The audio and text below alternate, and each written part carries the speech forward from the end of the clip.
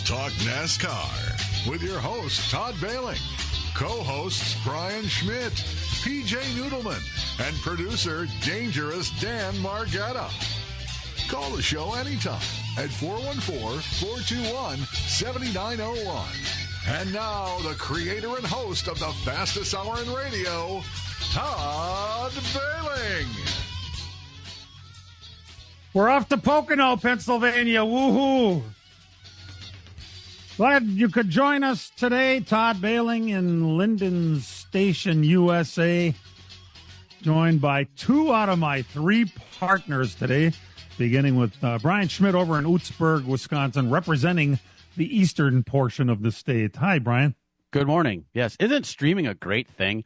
Pocono today, as we've always had at Pocono for years and years, is rain. And you always wonder why they start the race so damn late, like 3 o'clock local time. And we're on Prime, and lo and behold, we can move it up 2 hours. What a novel concept.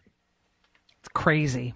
We don't have to fight with other programming. That female voice you may have just heard, PJ Noodleman of the left coast of Wisconsin, representing the western portion of the state of Wisconsin, from Trempealeau, Wisconsin. Hi, PJ. Hi there. I like Pocono. I know sometimes it becomes a bit of a yawner, a snoozer, but it's still a really cool technical track.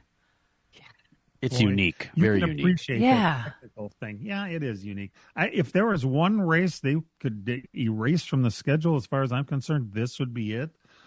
I don't, that technical stuff, I don't know. When you have a long, flat track, even down to 1 mile, unless you got a lot of cautions, it's going to string out and be a crappy show, and that's what I don't like about it. However, it's not to say there haven't been good races there. If you have enough cautions, you can keep the field close. As Brian mentioned, because it is being televised online, it means, because it's on Prime, that means...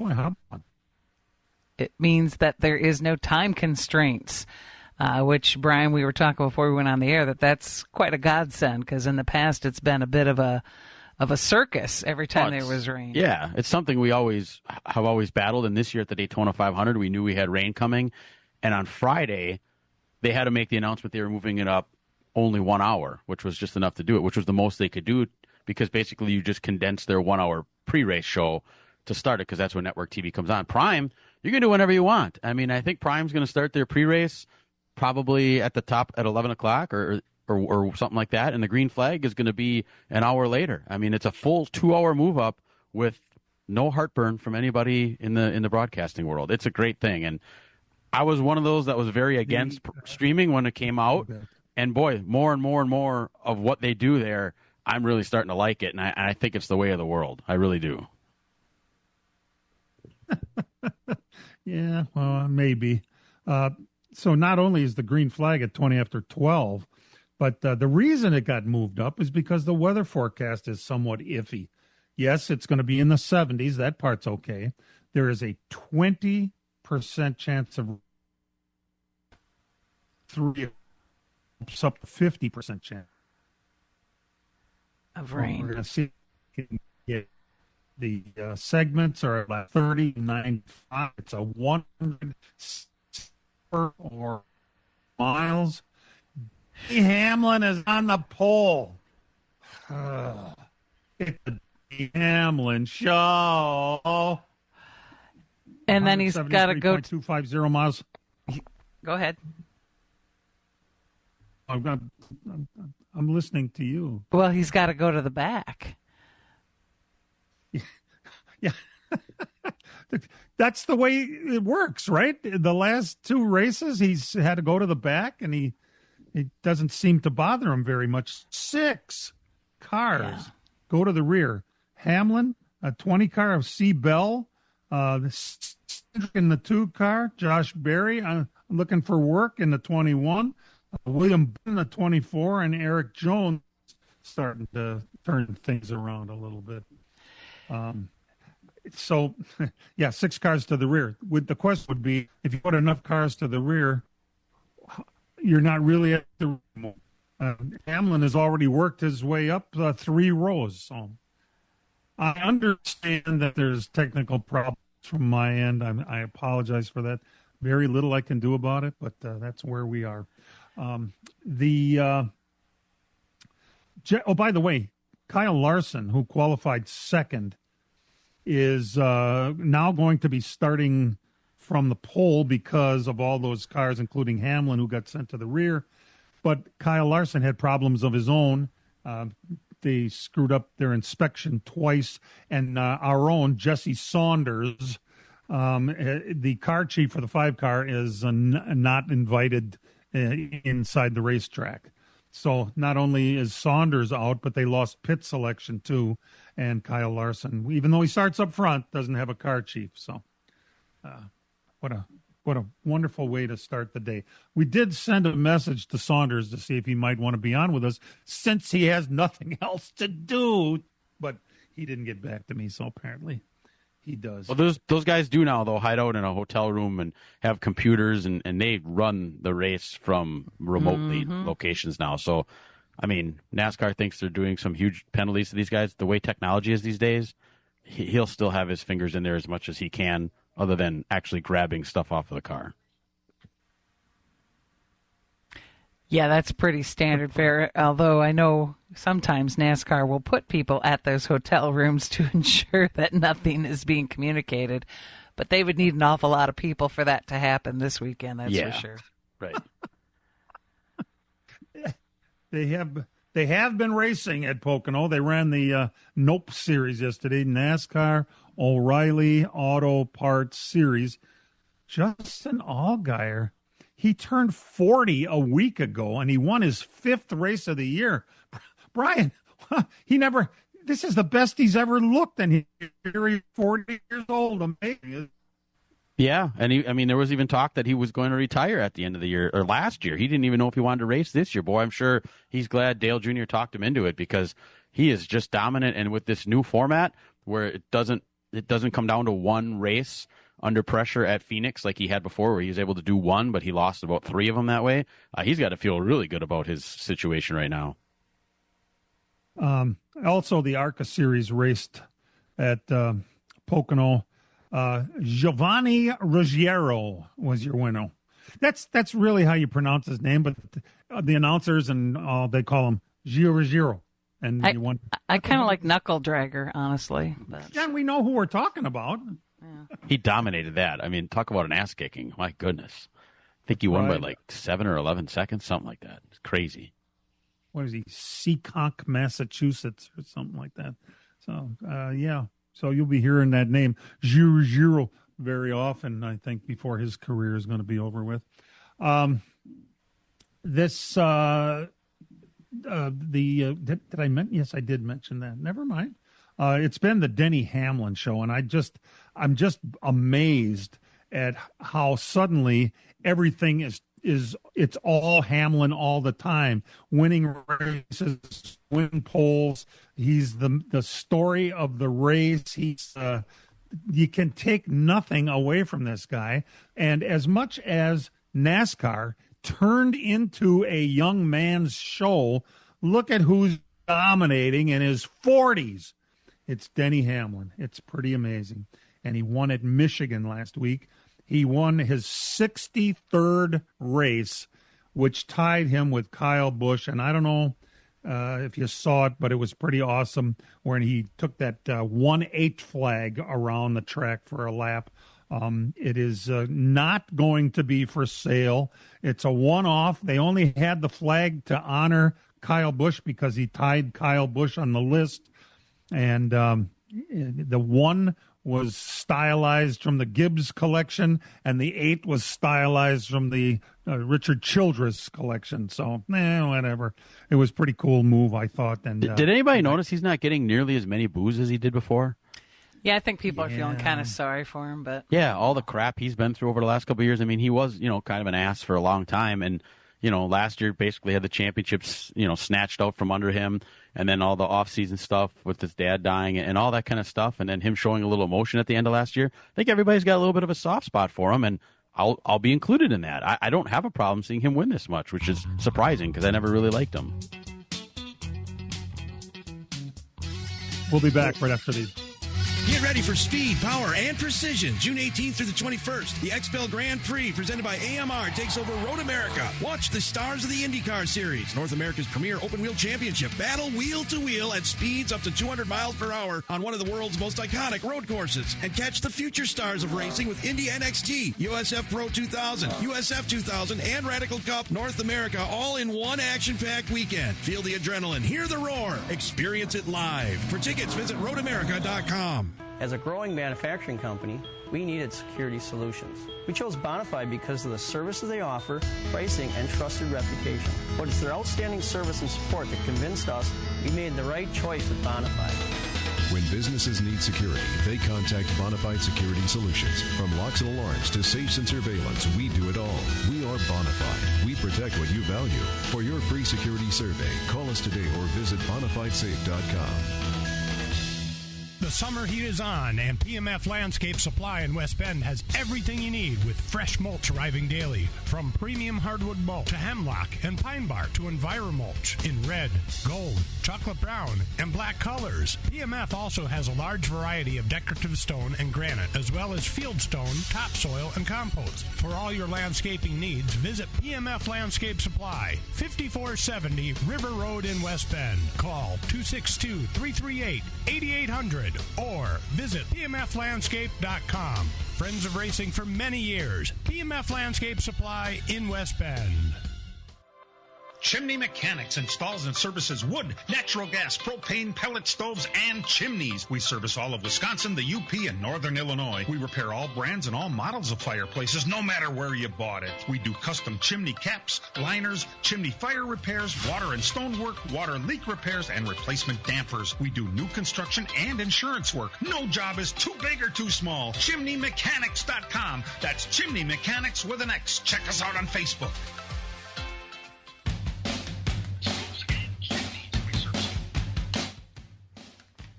By now, you have noticed, not only do I have a shitty connection, but that Dan Margetta is not with us today. Dan is attending his niece's graduation right now. And to his credit, he actually, and he's sitting in the front row, he hooked up his cell phone with a headset and was planning on doing the show while sitting in the front row of the graduation. And we told him that's not a good idea. No, you might want to why be there if you're not going to pay close attention and clap when you're supposed to clap and all that sort of thing. So Dan is taking this week off to do what he should be doing and taking care of family business, and good for him. The big news this week was that Josh Brothers or by Penske, we're not sure who let him go, or by Ford. I suppose that everybody with a say in the matter decided that it wasn't working out, that areas that is good enough to keep his ride. It's a Penske car. We have to understand that. I don't know what exactly the Wood brothers do anymore. They own the, what do you call it? The medallion. To be my age. But they're the ones that own the car, and it's ultimately their decision. However, I get the feeling that Ford had a lot of input there. Something isn't clicking with Josh Berry. And so he was told he's out. Now, Ford does not have a pipeline they used to. So there's different things to worry about here. One would be, where's Josh Berry going to go? And two, who's going to take over the 21 car? The internet came up instantly with, it's going to be Jesse Love. Matter of fact, we all kind of bit. Oh, my God. It says here, Fox Sports says it's going to be Jesse Love, who's a reputable source. That's not how it was. Some guy posted on Fox Sports that it's going to be, and he did a real professional job. It looked like it came from Fox Sports. Jesse Love is not announced as for the 21 car. He is still under contract to Childress Chevrolet. Now, your next question is, well, who would it be then? Because since Ford doesn't have a pipeline, somebody from is Front Row Motorsports considered the Ford pipeline? I think so. They're all in Cup. Zane Smith and Noah Gragson.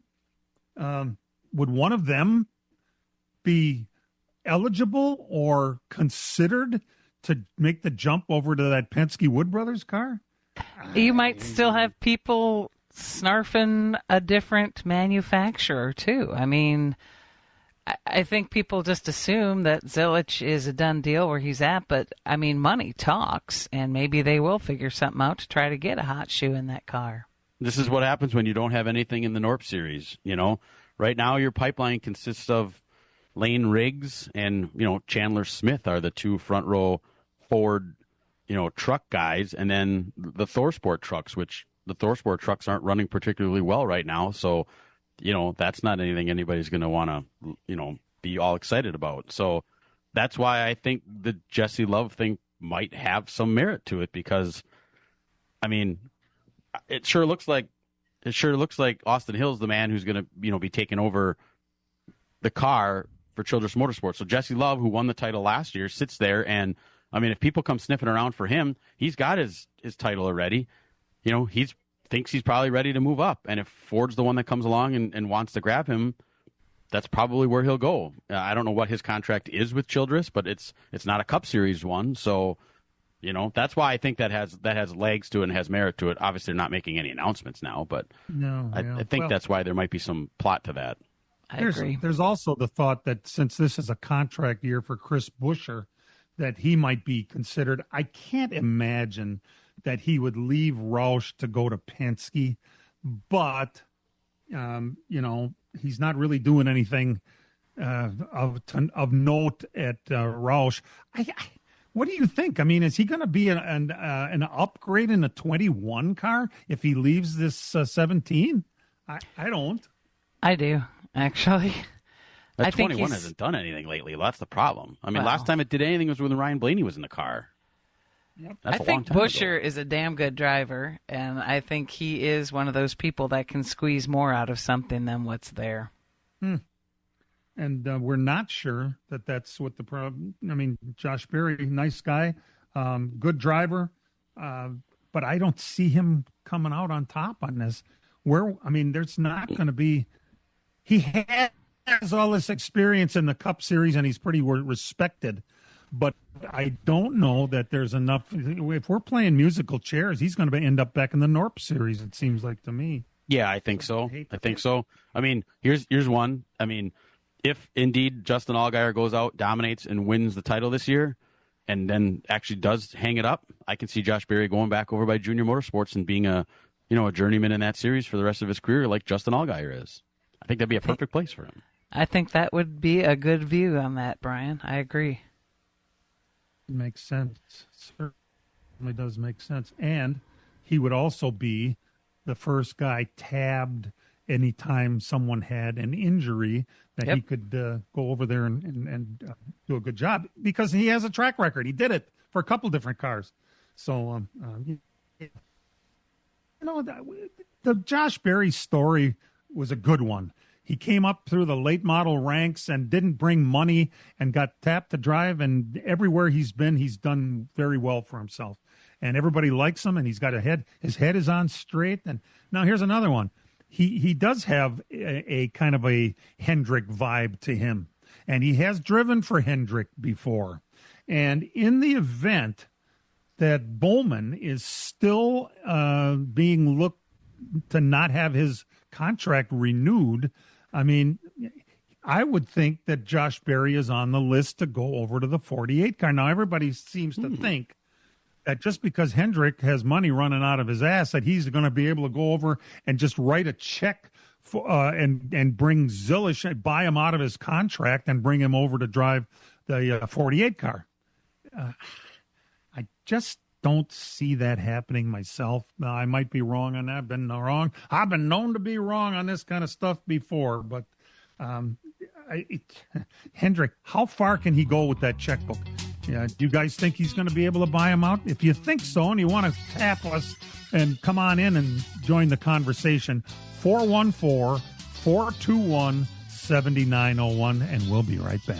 From racing engines to street engines, long blocks to turnkey packages, or complete custom engines, just ask and Wagner Automotive can fill your needs. All backed by many years of racing experience. These years of experience have provided reliability and performance that customers need to win races. Wagner's has been building championship-winning engines for top teams from NASCAR to short tracks in your backyard. This expertise has carried over to street engines they supply to top custom car builders. The Wagner Company, in the heart of Wisconsin, is outfitted with the state-of-the-art machinery necessary to design, manufacture, build, and test custom engines and their accessory parts. Dyno services are independently available for anyone needed to test their engine. Wagner's Company can also provide you or your company with production CNC machining or welding services. All your questions and requests are handled personally by Casey Wagner. Just give us a call at 920-394-3557 or visit our website at WagnerAutomotive.com. Miller Sales and Service of Random Lake is where to go for a trailer, no matter what you're hauling. Tom and Jerry Miller have been selling trailers from B&B, Trophy, and Bravo for over 50 years. Quality and integrity is what put them on the map on the corner of 57 and K since 1939. Home of the number 89 dirt and asphalt cars of Brad Miller. That's Miller Sales and Service. It's where to go for a trailer, just 20 minutes north of Milwaukee. Call them 920-994-4358. Get ready for speed, power, and precision. June 18th through the 21st, the XPEL Grand Prix presented by AMR takes over Road America. Watch the stars of the IndyCar Series, North America's premier open-wheel championship, battle wheel-to-wheel at speeds up to 200 miles per hour on one of the world's most iconic road courses. And catch the future stars of racing with Indy NXT, USF Pro 2000, USF 2000, and Radical Cup North America all in one action-packed weekend. Feel the adrenaline, hear the roar, experience it live. For tickets, visit roadamerica.com. As a growing manufacturing company, we needed security solutions. We chose Bonafide because of the services they offer, pricing, and trusted reputation. But it's their outstanding service and support that convinced us we made the right choice with Bonafide. When businesses need security, they contact Bonafide Security Solutions. From locks and alarms to safes and surveillance, we do it all. We are Bonafide. We protect what you value. For your free security survey, call us today or visit bonafidesafe.com.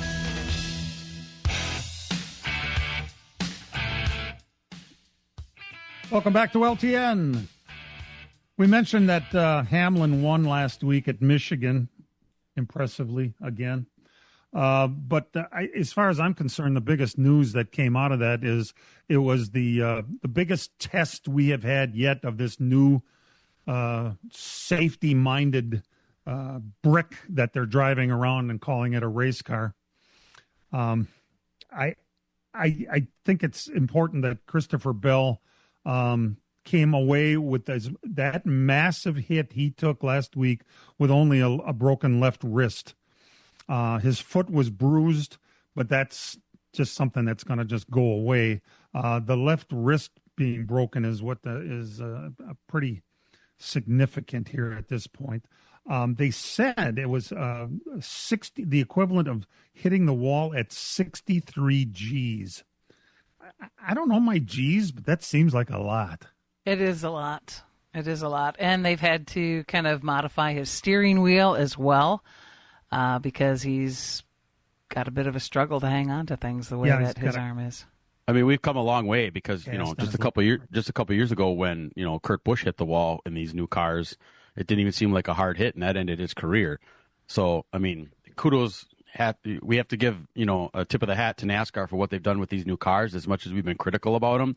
To take a hit like that and to, be virtually unscathed. I mean, my goodness. When you saw that wall flex, I mean, it was unbelievable. They had to fix the wall because he hit it so hard. I mean, that is by far the hardest hit I've seen in many years. And, I mean, it took your breath away at first. And then you see him get out of there, and you're like, oh, they've done enough crushability on these cars now that, fortunately, people can survive that stuff. He expects to race the entire race today. However, have been fresh off his time on a simulator, ready to take his place. This is quite a thing. You're reason at the Pocono, there's shifting involved. There's grabbing that wheel while you're shifting, with his bad hand. They even took, like PJ mentioned, the steering wheel was thinned out on the left side so he can grab it with whatever contraption. I guess it's a cast, right? Yeah. It's wrapped with something. Yeah. So, but this isn't even as bad as it's going to get. Next week, they're racing on that road course at San Diego. And my God, we're going to find out whether or not this whole experiment works today. We certainly hope it does. One of NASCAR's biggest stars, and oh, by the way, it happened when the 9 car, Chase Elliott, was on his inside. And did it hit a bump or did it just belch or what? The car just suddenly snapped up into the 20 car. And just like that, Christopher Bell was in the wall at that incredible rate of speed. And I thought, my God. And he said as much in the press conference that all the safety innovations that NASCAR has undertaken over these years since Earnhardt's death have all helped. And really, if that's all he had was a broken left wrist, we all got pretty lucky, especially C. Bell. So, absolutely. Yeah. And it looked like Chase just lost it a little bit going into that corner and went to correct it, and it just snapped the car up in there. I mean, that's how hard these cars are to drive. Well, the arrow on it then, too, helped it around. I mean, for Michigan, that was one. I mean, other than the very end when Hamlin ran away with it, there was a lot of competition at Michigan, and I've been to a lot of Michigan races where you could take a nap and you don't miss anything. And these cars are so much harder to drive there. It actually makes it somewhat entertaining, even though there was a lot of carnage. Yeah, I think Chase felt really bad about that too. I mean, in his post-race interview, and even how he responded after he got out of the car. His first move was to go check on Christopher Bell. Yeah, hugs. He was on the phone with him all week, kept calling him and checking on him and seeing how things are. Obviously, it was a product. It's a double-edged sword, isn't it? It's a kind of a product of the race car that he hit him, but it's also a product of the race car that he didn't get killed. So I don't know. I still don't like the car myself. I don't even like the one lug nut thing. Why did we have to do that? Is that really a good idea? I guess. That's what every other form of motorsports is using. That's probably why. Yeah. But I don't know that NASCAR felt like they had to conform. On the other hand, I can't think of any other reason. So that's just what we have to deal with. I don't know, guys. What do you think? Is that just the start? I don't think it is. I think that the car did what it was supposed to do. Correct? Oh, absolutely. Yeah. And the safer barrier played a good role in that, and the Hans device, all that stuff played a good role. Yeah. I just hope that there's no long-term issues with the guy. When you break a wrist like that, it's such a bad place to break it for a race car driver who's trying to shift and all that stuff. And now we're shifting, by the way. We didn't shift that much before, but we shift 6 times around this track. And wait till next week when they go to the road course. The biggest plus out of the whole thing was that there was no talk, no sign, no mention of a head injury at all. And I think that's the best part of it all, is that all that absorption happened within the car, within the safer barrier, everywhere but in the head. And we didn't have that with these cars when they first came out. So to have that, that much of a G-force hit and not have any mention of a head injury at all, I think we've come a long way, and that's a really good place to be and good start, and we got to keep that up and eliminate those at most. Valid point, Brian. Very valid point. He scared the daylights out of everybody because it when he hit the wall, the radio piece came out of his ear. I mean, he still hit. His head still took a blow, pulled the radio, and he couldn't hear, and he wasn't using the radio, and they all thought he was hurt. I can imagine how bad that was. We'll be back. Summertime and the living's easy. Well, not that easy. Trying to beat 40 other cars to the front of the pack on the dirt. Let's go racing! Plymouth Dirt Track Racing Saturday night is the 360 Sprint Speedbots Grand Nationals and a visit from the Wisconsin Wingless Sprints. Gates open at 4:30, dirt flies at 5:30. Tickets $15 for adults, kids 11 and under, free with paying adults. Check out PlymouthDTR.com for schedules and ticket information. The Saturday night tradition, Plymouth Dirt Track Racing. Miller Sales and Service of Random Lake is where to go for a trailer, no matter what you're hauling. Tom and Jerry Miller have been selling trailers from B&B, Trophy, and Bravo for over 50 years. Quality and integrity is what put them on the map on the corner of 57 and K since 1939. Home of the number 89 dirt and asphalt cars of Brad Miller. That's Miller Sales and Service. It's where to go for a trailer, just 20 minutes north of Milwaukee. Call them 920-994-4358. The summer heat is on, and PMF Landscape Supply in West Bend has everything you need with fresh mulch arriving daily. From premium hardwood mulch to hemlock and pine bark to EnviroMulch in red, gold, chocolate brown, and black colors. PMF also has a large variety of decorative stone and granite, as well as field stone, topsoil, and compost. For all your landscaping needs, visit PMF Landscape Supply, 5470 River Road in West Bend. Call 262-338-8800 or visit pmflandscape.com. Friends of racing for many years. PMF Landscape Supply in West Bend. Chimney Mechanics installs and services wood, natural gas, propane, pellet stoves, and chimneys. We service all of Wisconsin, the UP, and Northern Illinois. We repair all brands and all models of fireplaces, no matter where you bought it. We do custom chimney caps, liners, chimney fire repairs, water and stonework, water leak repairs, and replacement dampers. We do new construction and insurance work. No job is too big or too small. ChimneyMechanics.com. That's Chimney Mechanics with an X. Check us out on Facebook.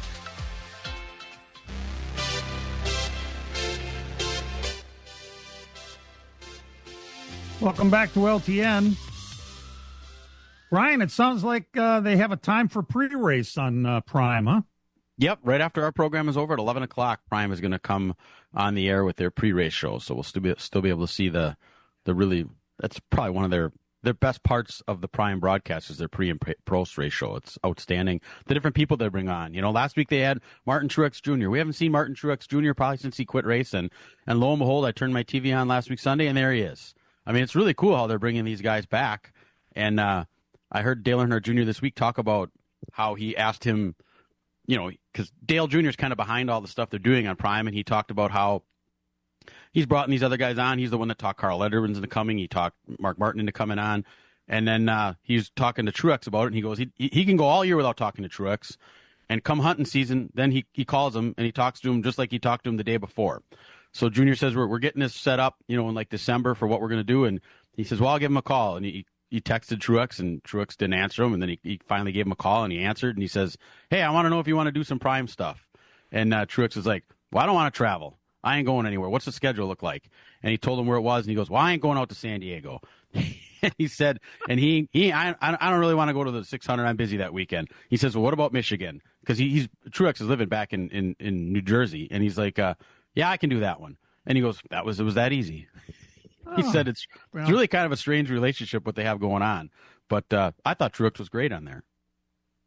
Yeah, he was. And we're finding out how good some of these guys can be. By the way, we mentioned that they're going to race next week at the Father's Day weekend at San Diego, this road course. They have a rule that NASCAR decided to make up for next week. We're trying to figure out exactly why and what it's about.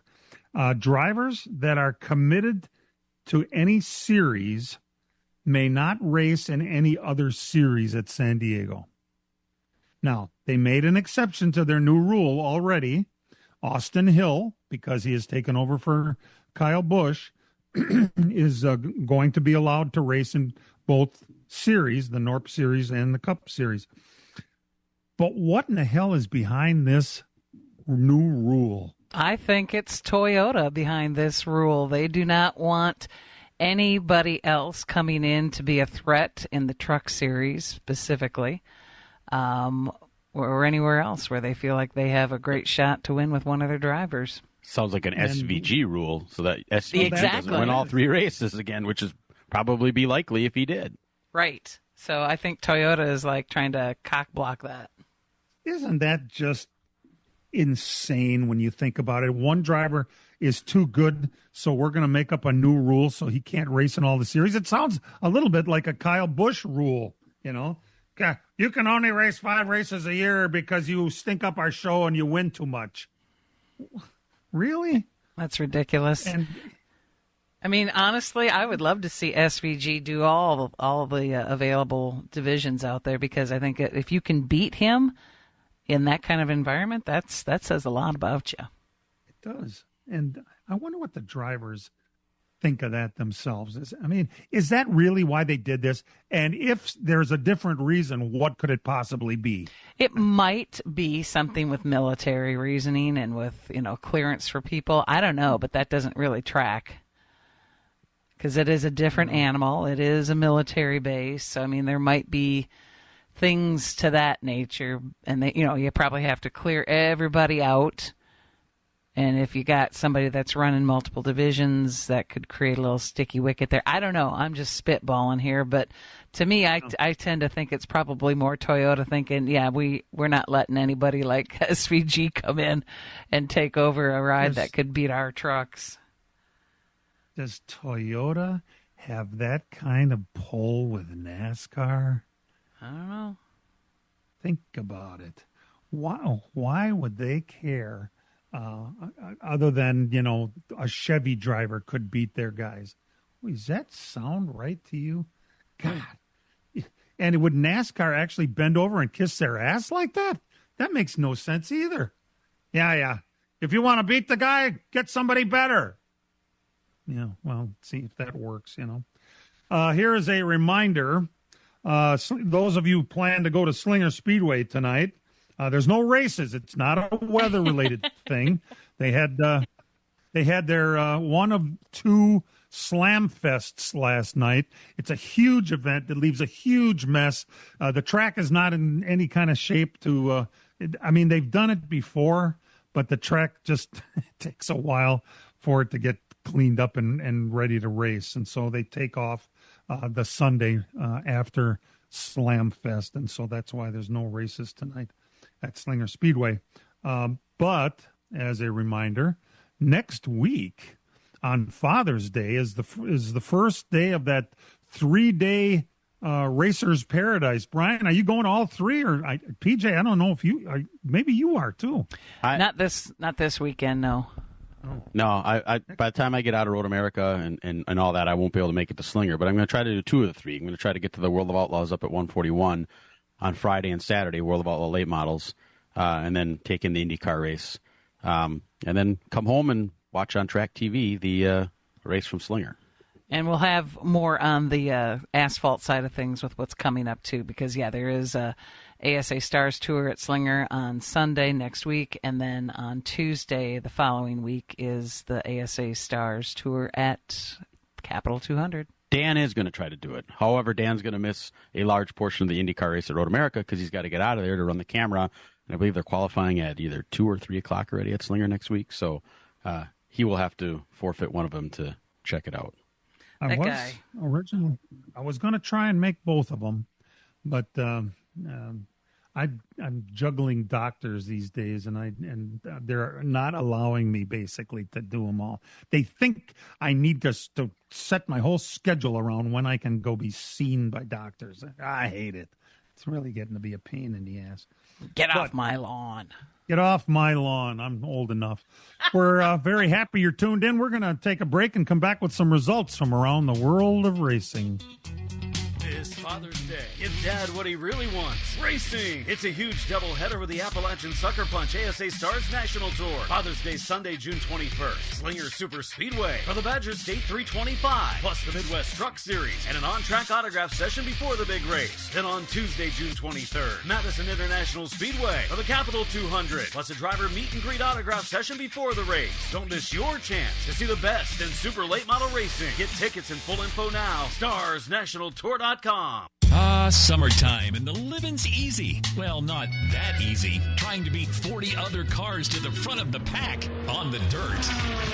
Let's go racing! Limit Dirt Track Racing. Saturday night is the 360 Sprint Speed Mods Grand Nationals and a visit from the Wisconsin Wingless Sprints. Gates open at 4:30. Dirt flies at 5:30. Tickets $15 for adults. Kids 11 and under free with paying adults. Check out PlymouthDTR.com for schedules and ticket information. The Saturday night tradition, Plymouth Dirt Track Racing.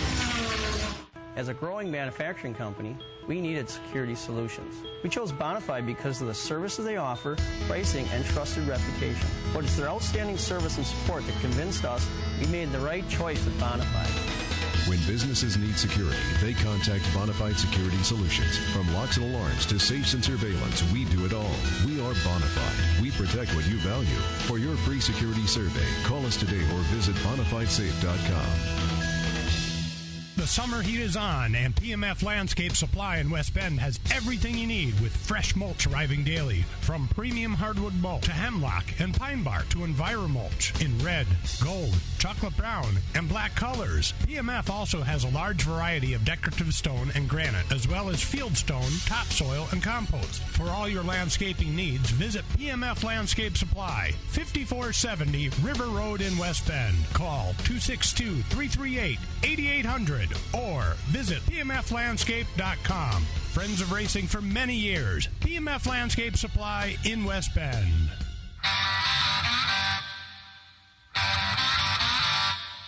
And now the LTN Hour presents Dirt on the Dirt with Brian Schmidt. We are definitely in the meat and potatoes portion of the dirt track season, as there are big races all across the country at all forms of all times of the year here. We'll start Tuesday. Eagle River, Wisconsin, the USRA Limited Lights. Jason Jadroik was your winner. IMCA Stock Cars was Hot Rod Snellenberger. Indianapolis, Indiana, the Circle City Raceway for the USAC National Midgets. Indiana Midget Week, night number 1. Hayden Reinbold was your winner. Brownstown, Illinois, the UMP Summer Nationals kicked off their opening race. $5,000 to win for the Super Late Models. Shannon Babb picked up the win there. And Eagle, Nebraska on Tuesday night. $55,555 to win on a Tuesday night for the 410 Sprints, and Rico Abreu grabbed the win there. Wednesday night, Paragon, Indiana, the USAC National Midgets, night number 2 for Indiana Midget Week. Carter Sarf was your winner. Non-wing sprints went to Ricky Lewis. Dresden, Ohio, the Muskegum County Speedway, the inaugural Dirt Cup, where they took the top 12 drivers from the World of Outlaw Late Model Series and the top 12 drivers from the Lucas Oil Late Model Dirt Series and paired them up. They had some match races. They earned points. And then they ended up with a $20,000 to win feature that Bobby Pierce picked up the win in. In the overall standings between the two teams, the Lucas Oil Series beat out the World of Outlaws Series in that little contest they had there. Kind of a cool event, first time they ever did it, and something to watch on a Wednesday night on Flow. It was really neat. Thursday night, Putnamville, Indiana, the Lincoln Park Speedway for the USAC National Midgets, Indiana Midget Week, night number 3. That went to Justin Grant. 410 non-wing sprints was Jaden Rogers. Harlan, Iowa, the Shelby County Speedway for the high limit sprint cars. Tanner Holmes grabbed his first career national 410 wing sprint car feature victory. Really cool to see him do that. He's a a big Facebook and YouTube guy. So if you follow Tanner Holmes, it's really cool to see his trials and tribulations and finally picking up his first win. Friday night, Dan and I went up to Seymour's Outagamie County Speedway. Dan ran the camera for Flow for the IRA Sprint Cars, and Will Armitage grabbed the win. In the IMCA Stock Cars, Chase Parker got the win. Francis Crick, Wisconsin's 141 Speedway. The Clash at the Creek for the IMCA Modifieds, their preliminary features. They ran 2 of them for the 60 cars there. Jaden Schmidt won the first one, and Cole Sarneski won the other one. In the IMCA Stock Cars, Luke Lemons was your winner. Up at Superior's Gondik Law Speedway, the Wissota Late Models, Travis Butzalovich was your winner, and the Wissota Mods went to Brandon Kopp. Down in Bloomington, Indiana, the USAC USAC National Midgets, night number 4 for Midget Week. Logan Seavey was your winner. 410 non-wing sprints went to Jordan Kinzer. Mattoon, Illinois, the Coles County Speedway for the UMP Summer Nationals. Jason Fager grabbed the win. Knoxville, Iowa, for the World of Outlaw NOS Energy Drink Sprint Car Series. Brett Marks picked up the win in that one. And Mineral Wells, West Virginia, Friday night, the West Virginia Motor Speedway for the World of Outlaw Late Model Series, 12,000 win. Bobby Pierce picked up the win in that one. Last night at Plymouth in the MSA 360s, Ben Schmidt was your winner. The Badger Midgets went to R.J. Corson, and the Grand Nationals went to Matthew Urban. Up at Ashland's ABC Raceway for the Wissota Mods, Tyler Vernon was your winner. Dan and I were at Shawano last night for the IRA Sprint Cars, the first time they've run there in over 17 years. It was a little bit of a slobber knocker. You don't want to have those in sprint cars, but that's kind of what we had. But when it was all said and done, Jake Blackhurst grabbed the win, and the Modifieds went to Tanner Yonke. and the stock cars was Jeremy Hedrick. Francis Crick, 141 Speedway, the Clash at the Crick, 10,000 to win for the IMCA Modifieds. Cole Sarneski grabbed the win. He also hopped in his stock car and won that feature. New Richmond, Wisconsin, the Cedar Lake Speedway for the 27th Annual Masters. It rained on Friday, so they made up everything yesterday. 12,000 to win for the late models. That went to Nick Panitsky. The 5,000 to win Friday makeup feature, that went to Jake Tim. The USMTS Modifieds part of it, Jake Tim won the feature, 12,000 to win feature on Saturday night, so a good night for him.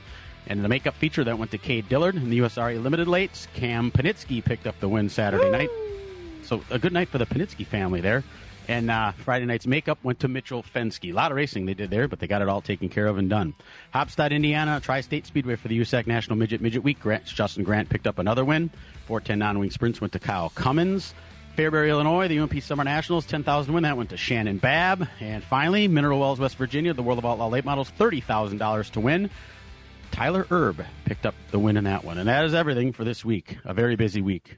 All right, on to the asphalt side of things. Last Sunday at Slinger, late model winner was Evan Hassler, Hustlin' Evan Hassler. Tuesday night, Money in the Bank 150 at Berlin Raceway over in Michigan. Super late model winner was Ty Majeski. Tristan McKee in the Richie Waters car was 6th. Andrew Morrissey made the trek over. He finished 12th. Eric Jones and Carson Hocevar of NASCAR fame. Eric Jones was 21st. Carson was 23rd after getting into a bit of a scuttlebutt with another guy. Didn't it? It was a bit of a shit show. Bubba Pollard finished 29th. On to Thursday, Wisconsin International Raceway. Late model feature winner number 1 and 2 went to TJ Spirowski. Super late model winner was Riley Stenjum. On Friday, the ARCA race at Pocono, we kind of touched on it. Your winner was the knuckle dragger, Gio Ruggiero. Yeah, I said it that way. Golden Sands Speedway also running super late model winner was Race Hayes. Madison in action again on Friday night with double late model features. Ryan Goldade was the first winner, Brent Edmonds the second. The Southern Super Series 100 lapper at Five Flags Speedway in Pensacola, home of the Screwball Derby. Super late model winner was Stephen Nassy. Bubba Pollard was 4th, Cole Butcher 6th, and Tristan McKee again in a Richie Waters car was 8th. Then they also ran last night too with that. We'll get to that in a second. ZMAX Cars Tour was at Dominion on Friday. Late model stock winner was Minnie Tyrell. Brendan Queen was 3rd, and Caden Quapple 6th. And then last night, the Southern Super Series doing a second night of 100 lappers at Five Flags. Stephen Nassy putting it in victory lane once again. Jake Garcia, Bubba Pollard completed the podium. Cole Butcher 6th, Tristan McKee 7th. And then Marshfield Speedway, the Bev and Bob Ashenbrenner Memorial. Tundra Super Late Model Feature winner was John Beal. Midwest Truck Series winner Tristan Swanson, and he also won the Legends feature there too, so he's on a tear this season. Jefferson Speedway canceled earlier because of the threat for rain. I don't know if it rained, did it? It's hard to be a track promoter, I'll just say that. Yes, it is. I don't think it rained after all. That's all right. The Lacrosse Speedway ran NASCAR late model feature winner Skylar Holshausen was the winner. He started 19th because they have this ridiculous inversion that they do at Lacrosse. And he started 19th and ended up winning the darn thing. But he went 3 wide a few times, but that's how you get to the front in 25 laps. The Cars Tour West was at State Line Speedway out in Idaho. The Pro Late Model feature winner was Kevin Harvick. His son Keelan tangled with another guy with about 6 laps left and ended up finishing 17th. And then, of course, the Dells had their event last night. 602 feature winner was... I'm going to head one off, and then I'll let you talk. The 602 feature winner was Tanner Berge, and now, Todd, take it away. They had twin 30-lap late model features last night, and Nick Nolden won one of them in a pretty darn good race. The other one, it was the first ever late model win for Andrew Borntrigger. You know, that's a big family. There's a lot of Borntriggers that race, sisters, brothers. I mean, it's and they're all in it together. It's a pretty neat story. And this kid has got some talent, I think, and certainly did a nice job and won his first ever late model feature. I don't think it's the last time you're going to have heard from Andrew Borntrager, a big ex-Amish family. That's what their business is. They do born construction, and they all work there together, and then they go home and they all work on their race cars together. Pretty cool stuff. So, a good night to be at Dell's last night.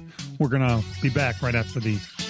Father's Day. Give Dad what he really wants. Racing. It's a huge doubleheader with the Appalachian Sucker Punch ASA Stars National Tour. Father's Day Sunday, June 21st. Slinger Super Speedway for the Badger State 325. Plus the Midwest Truck Series and an on-track autograph session before the big race. Then on Tuesday, June 23rd, Madison International Speedway for the Capital 200. Plus a driver meet and greet autograph session before the race. Don't miss your chance to see the best in super late model racing. Get tickets and full info now. StarsNationalTour.com. Miller Sales and Service of Random Lake is where to go for a trailer no matter what you're hauling. Tom and Jerry Miller have been selling trailers from B&B, Trophy, and Bravo for over 50 years. Quality and integrity is what put them on the map on the corner of 57 and K since 1939. Home of the number 89 dirt and asphalt cars of Brad Miller. That's Miller Sales and Service. It's where to go for a trailer just 20 minutes north of Milwaukee. Call them 920-994-4358. From racing engines to street engines, long blocks to turnkey packages, or complete custom engines, just ask and Wagner Automotive can fill your needs. All backed by many years of racing experience. These years of experience have provided reliability and performance that customers need to win races. Wagner's has been building championship-winning engines for top teams from NASCAR to short tracks in your backyard. This expertise has carried over to street engines they supply to top custom car builders. The Wagner Company, in the heart of Wisconsin, is outfitted with the state-of-the-art machinery necessary to design, manufacture, build, and test custom engines and their accessory parts. Dyno services are independently available for anyone needed to test their engine. Wagner's Company can also provide you or your company with production CNC machining or welding services. All your questions and requests are handled personally by Casey Wagner. Just give us a call at 920-394-3557 or visit our website at WagnerAutomotive.com.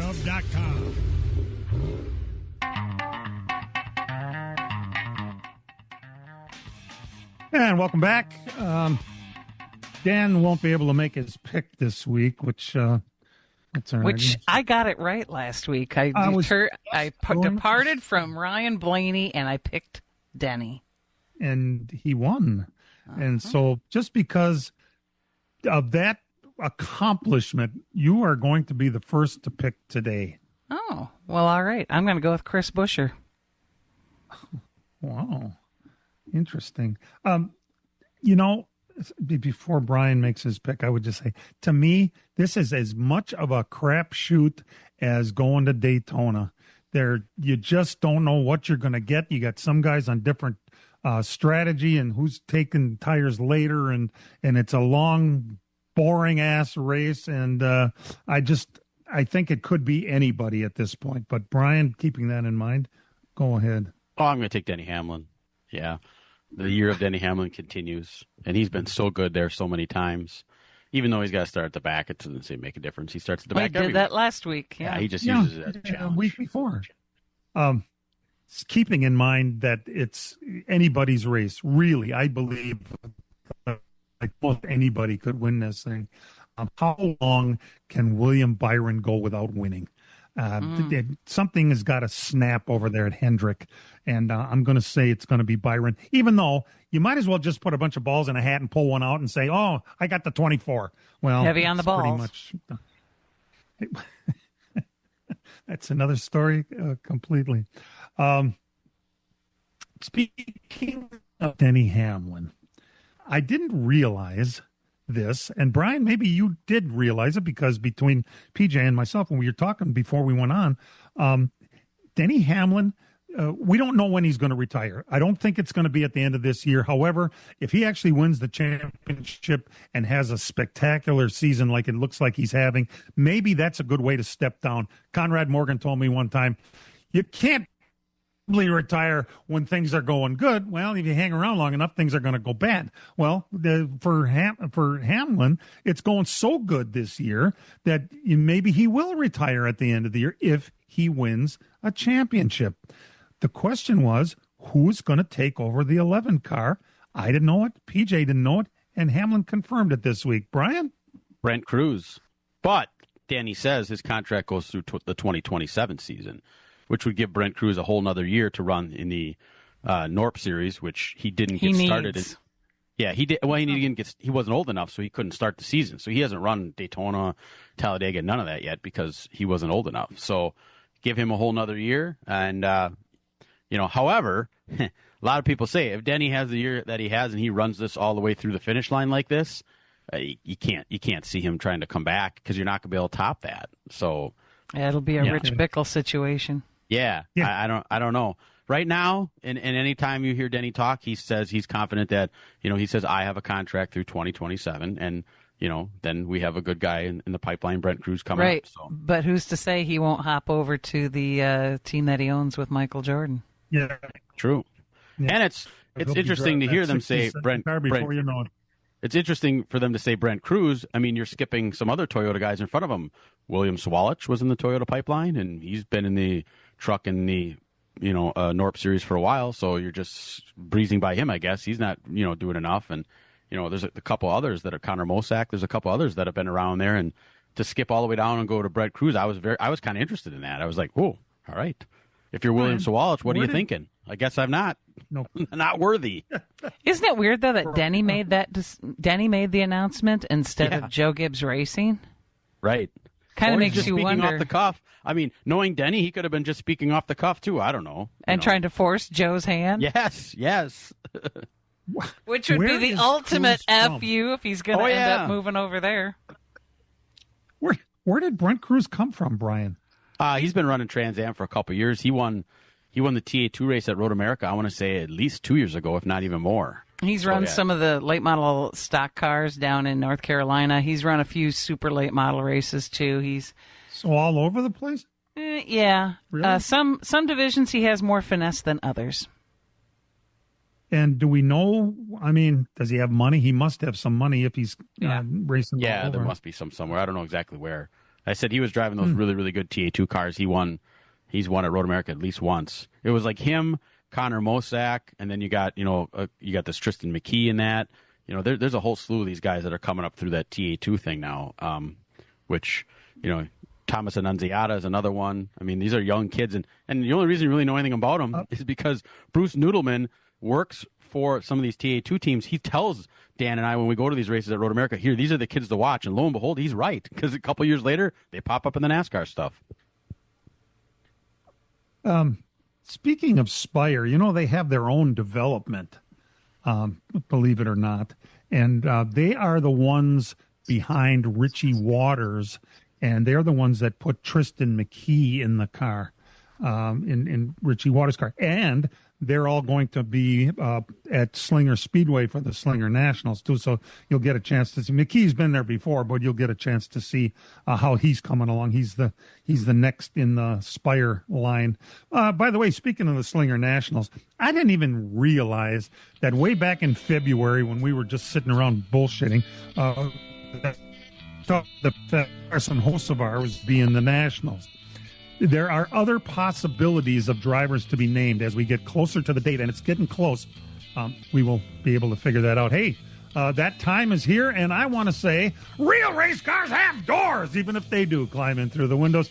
Let's Talk NASCAR is produced and directed by Dangerous Dan Margetta. Hope he's having a good time at his niece's graduation. And for all of us involved with the program, we certainly appreciate the fact you take a little time out of your Sunday morning and tune in on this beautiful old internet. Or download the program anywhere they are allowed to be downloaded.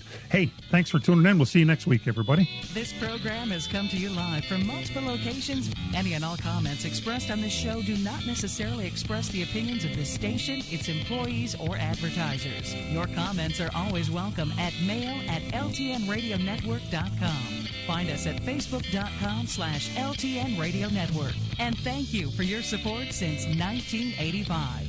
Tune in again next Sunday morning at 10 a.m. Central Time for the LTN Hour on the LTN Radio Network.